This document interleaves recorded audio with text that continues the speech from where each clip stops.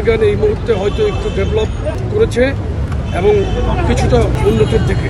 এটাই মহান আল্লাহর প্রতি আমাদের কৃতজ্ঞতা। আলহামদুলিল্লাহ উনি এখন কিছুটা যেটা বুঝলাম আমি কিছুটা উন্নতির দিকে সুস্থ করে আবার ওনাকে যাতে আমরা পাই সেই দোয়া আমরা করছি এবং জনগণের কাছে আমরা বাংলাদেশের মানুষের কাছে আমরা তার জন্য ওনার জন্য দোয়া প্রার্থনা করছি।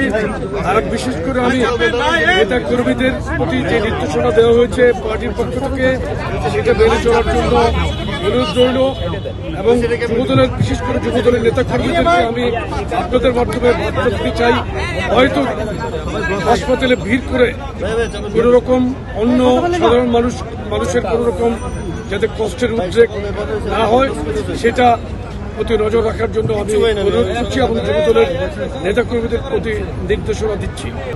আমার যেটা আলাপ করে মনে হচ্ছে কিছুটা উন্নতি হয়েছে। আমারও মনে হচ্ছে যে ওনার প্রত্যেকটি অর্গান এই মুহূর্তে হয়তো একটু ডেভেলপ করেছে এবং কিছুটা উন্নতির দিকে।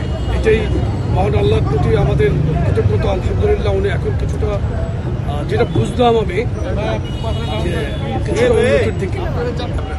আমরা এই ক্ষেত্রে অবশ্যই সতর্ক অবস্থানে আছি।